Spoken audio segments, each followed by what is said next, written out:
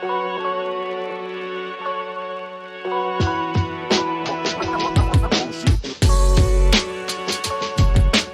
right, so let's start with the rapid fire round. The first question is, at what age do you want to retire?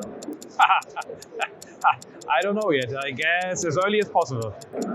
How long does it take you to get ready in the mornings? 20 minutes. Most embarrassing moment of your life? I don't know really, I have to admit, right now. Favorite color? Blue.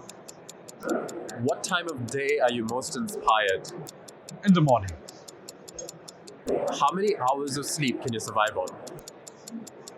Yeah, I guess between 6 and 8. Fill in the blank. An upcoming technology trend is blank. Matter. The city in which the best kiss of your life happened. Haha, Athens, Greece. Pick one, Mark Zuckerberg or Elon Musk. Haha, okay. Oh, good question. I guess Mark Zuckerberg. How do you relax?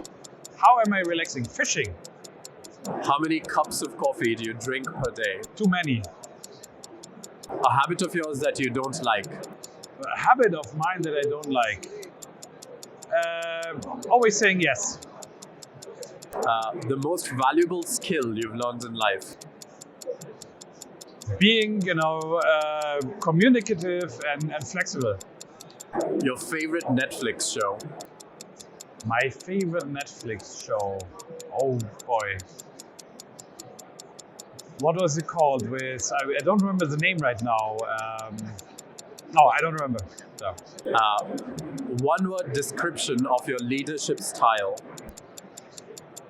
My description of leadership style, moderating, I would call it. Memorable career milestone? Yeah, I just had this, taking over, a product from another business unit in Bosch. All right, well, that's the end of the rapid fire round. I'll go on to the normal questions that you can answer with as much ease and time as you like. The first one is, you have 20 years of experience in designing and developing innovative solutions across IoT. How has the IoT landscape evolved during your career? And what trends do you find most exciting today? Okay. So, when I started in 2001, right? So, it was a company called Bosch Software, and we were focusing already on IoT middleware for embedded devices. Back in the days, we didn't use the term IoT, right? So that was, coming in 2005, 2006. But in principle, we already did, what we do today, connect, devices via gateways. And I think what has changed is really, that a lot of new technologies have come into play. Now, most recently, Matter, which I think is a great development, right? What we also have seen is, over the years, the importance of, cloud, like for storing, analyzing data, managing devices, but then also coming back to the edge devices. We have as much as possible, business logic on the device near to the asset if you want, right? So there has been, lots of, I wouldn't say it even advancement, but it's like, we are coming back to what we, started, if you want, to some extent, right? And in 2001, I remember very well, we had a solution, in my opinion, for a problem that did not exist. Yeah. So because nobody really wanted to connect, their assets. We're talking to car OEMs, for example, right? And like offering an open IoT middleware for cars was like, a total no-go to them. It was like evil, if you want, right? So I think today what excites me about IoT is, how open the environment has become, if you want. Also companies collaborating, technology enabling this, right? I think where we need to still get better is like, getting the business models to fly for everybody, right? So. And are there any other problems that don't exist yet for which you think you already have solutions? Yeah, I don't know if there are any problems that do not exist, but we have a solution. But in principle, what we are good at is doing software updates on embedded devices. Yeah. Managing these devices remotely and connecting devices. This, I would call it, is at least my daily business, if you want, right? And this is always changing, obviously, right? So new technologies come in, right? You need to do this on different cloud environments and so on. So I think what you have to do is stay flexible, also in technical terms. Yeah. So could you share some insights into your work in smart home technology and energy management? I mean, when I started at Prozis back then, right, so which Bosch acquired in 2015, I would say smart home was our biggest market, right? So back then, we were talking about technologies like Z-Wave, Zigbee, and so on to connect devices in the homes. Today, I think the most exciting development to me is Matter, which is basically an evolution of Zigbee and Thread, right? Where also other big players participate, namely Google, Apple, Amazon, and so on, right? Which, in my opinion, really helps us to build a truly interoperable ecosystem. We still have to see how it will play out. We are still in early stages, but I believe this is a very big step forward. And in terms of energy management, in Germany we have a technology that is called EEBus, which is basically enabling devices at home, be it energy consumers or energy producers, to communicate with each other. This enables various use cases for e-mobility, for white good appliances, and so on, right? Many other types of devices, also HVAC. And I think this is also very crucial. Yeah? And so we do have, a lot of customers that basically use our Bosch IoT Edge services, which is implementing this EEBus technology. Yeah? In order to avoid all these issues that are, coming with, a large rollout of electric vehicles and so on, right? So in your view, how do consumer preferences and demands influence the direction of innovation in the smart home technology sector? Yeah, I mean, you see this really in the sense, which devices are on mass market devices, really, right? So I mean, with Alexa or the Echo devices, with the Apple and Google, devices there, right? And I think, with this, you collect a lot of inputs, yeah, what users really want to do at home, right? And I believe, it's sort of a sad thing in the end, but, the war in Ukraine also forced us to really, think about how we can reduce energy at home, right? How can we, optimize heating and all this, right? And I believe there's still a lot of innovation, coming, from basically bringing all the different assets that you have in a home together, and to analyze this, and to learn, and then also implement new features on top of it, right? So which in turn really shall bring new optimizations, right? So let's talk about something else. You're a founding member of several open source initiatives. What drives your passion for open source projects? So I mean, generally, I've always been, basically since the beginning, as I joined Prozis Software, a big believer in open standards, right? So because this is really, what brings, the community together, right? Which, allows you to build ecosystems, right? And so open standards is one way. Open source is the other way, right? And so Bosch has been for many years already a big promoter of, for example, the Eclipse Foundation, right? So we have several open source projects, which is the foundation of our IoT platform, right? And so we do this for several reasons. One is also for pure internal reasons, because working within, Bosch between different business units, you always have, the struggle who owns which IP, for example, right? So with this, we solve this problem basically, if you want, right? And Bosch also from early on recognized, we cannot do this alone, right? So we need ecosystems, and we need a community, let's say, around our platforms, if you want. And in our opinion, open source is the way to go. So in your experience, what role does telematics play in vehicle-to-vehicle and vehicle-to-infrastructure communication? How is this technology shaping the future of transportation and safety? I think this is, a very changing environment right now, right? So if you look at what is happening in cars, also what the OEMs now do, right? So coming up with their new operating systems, in-car operating systems, various software-defined vehicle initiatives, and so on.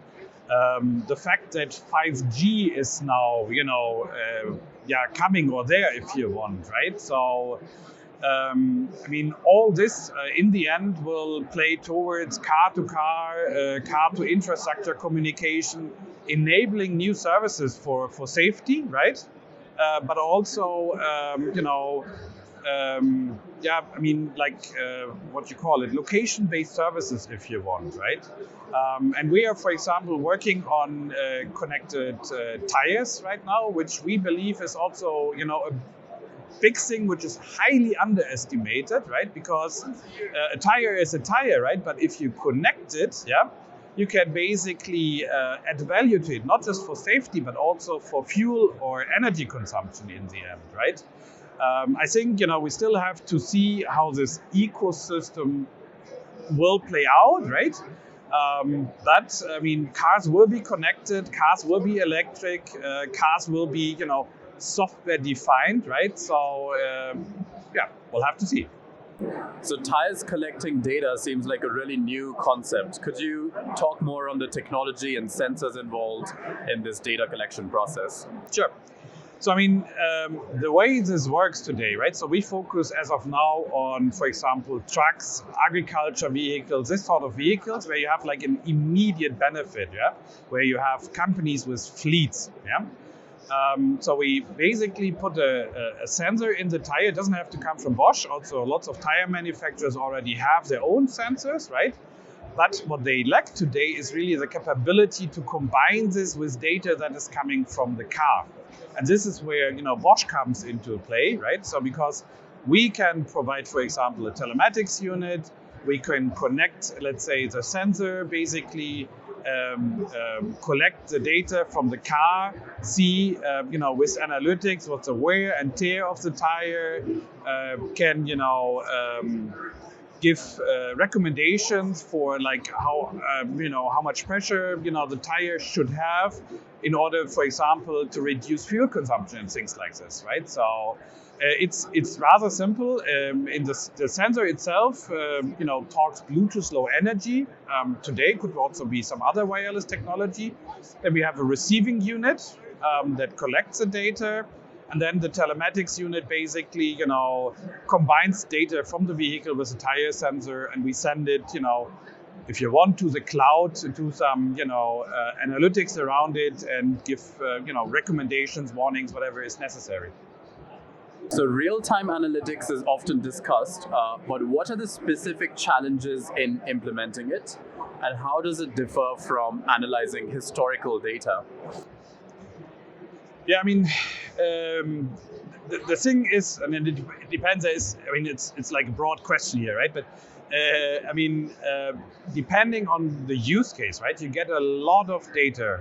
Most cases, unstructured data, right? So they could come from multiple sources, right? So there could be, data from the tire. There could be weather information that you get from the cloud, if you want, from a service, and so on, right?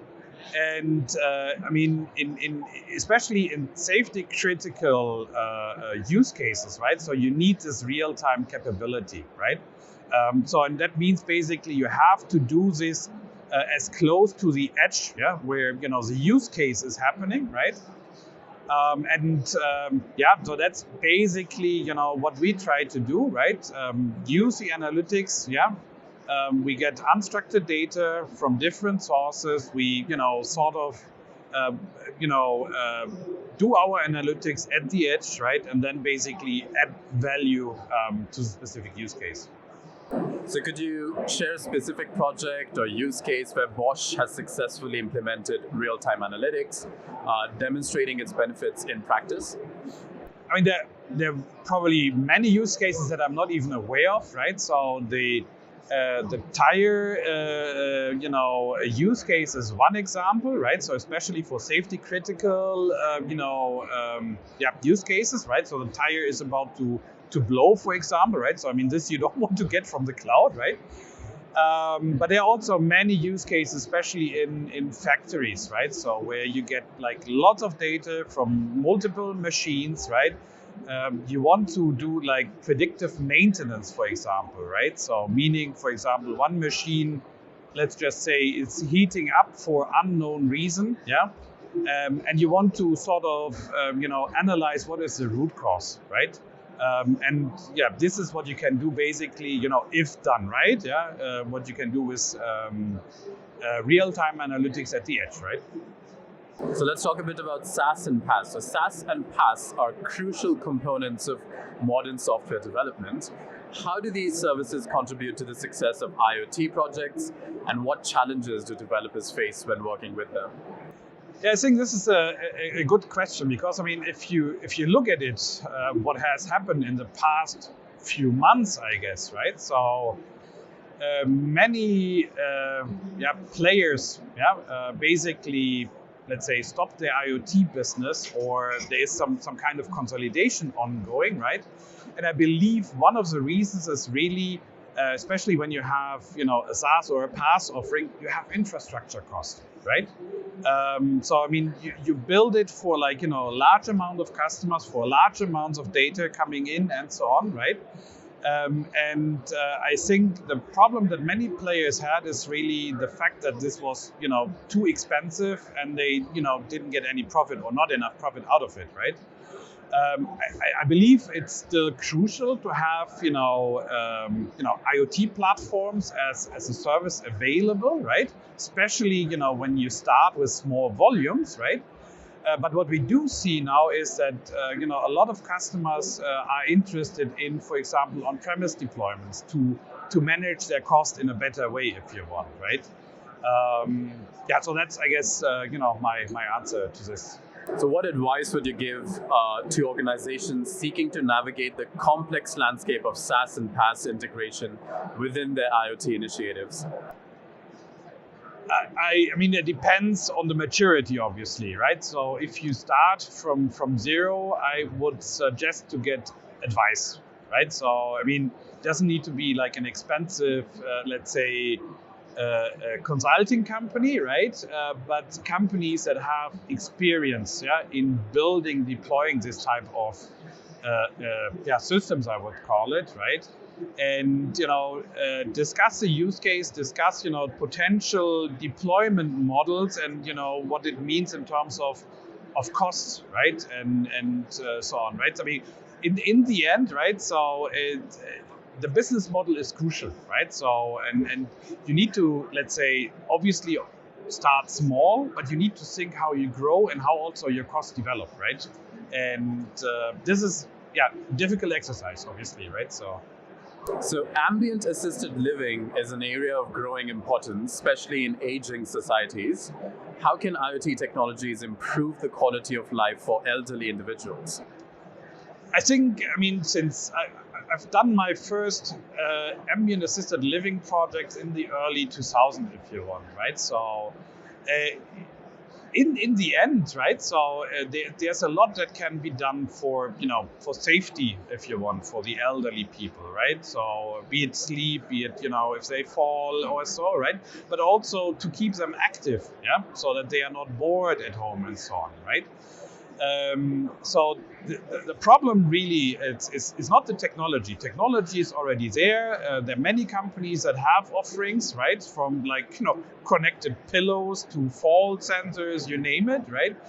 The problem is really, on the, I would call it user side. And by this, I mean actually, the acceptance of, using this technology, right? Because elderly people, feel, let's say, monitored, right? It's in some cases maybe even too modern for them because they feel like they have to adjust let's say their lifestyle if you want, right? And that's, I think, the challenge. You see certain countries where ambient assisted living is really like on the forefront, especially UK comes to my mind, right? But in many other countries, I think it probably will work for our age, yeah. But for the current elderly people, I think it's still a challenge to convince them to accept this kind of technology. Okay, so the last question for you is of a personal kind. What would you be doing in your life if not this right now? What would I be doing? That's a good question. I guess, I'm living in Greece, I would probably spend a lot of time at the beach.